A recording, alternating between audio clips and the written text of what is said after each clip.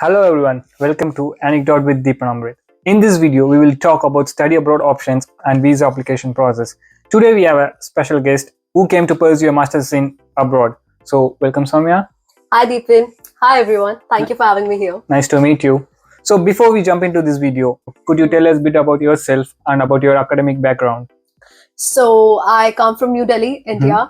I did a bachelor's from University of Delhi in chemistry. Okay. And then the thing was that I always wanted to do a master's, but I was a bit confused, whether I should pursue it in India or abroad.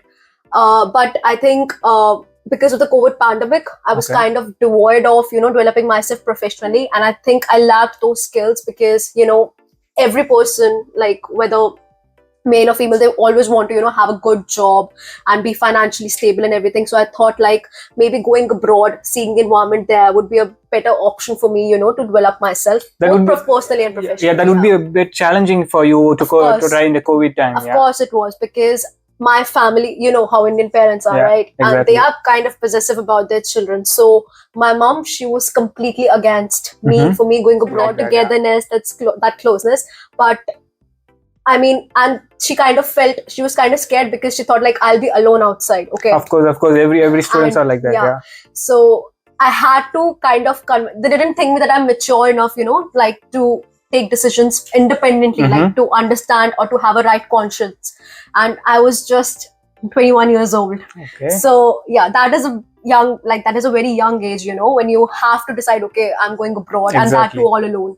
So I had to convince my parents. My father was really supportive of me because he actually told me like the day you convince me that you're mature enough to look after yourself, that day, no matter what, I'll support you, no matter what. That was the first challenge for you to overcome that. Yeah, obviously. Just to convince my parents that they can trust me and that they can, just heave a sigh of relief that, okay, if I'm staying abroad, I can look after myself and that I'm safe. That is the biggest, thing for them that mattered to them, that, okay, our child is safe there. Oh, that's nice. Yeah. So what inspired you to pursue a master's degree?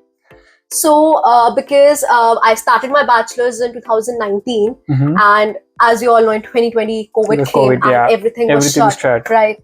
So, I mean, I didn't get a chance to live my college life, first thing that I missed out on. Plus, obviously, there were no classes, there were no lectures, and I have studied chemistry. Okay, so I wanted a lab experience, So I thought that because of that thing, I couldn't really get a chance to develop my professional skills. Yeah, we could not meet anyone. Exactly. And, I didn't get that sort of experience. And I obviously wanted a good job after that.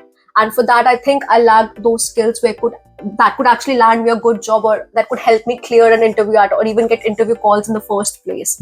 And I just thought like maybe pursuing a master's didn't,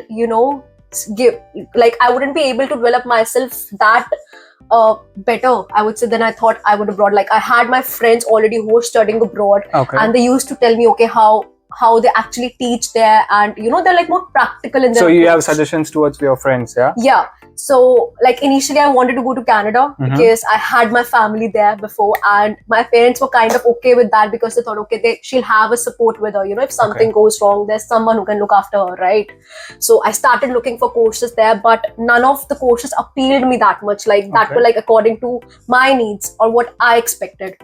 And then universities were anything. So how did you go about researching and selecting the universities you applied to?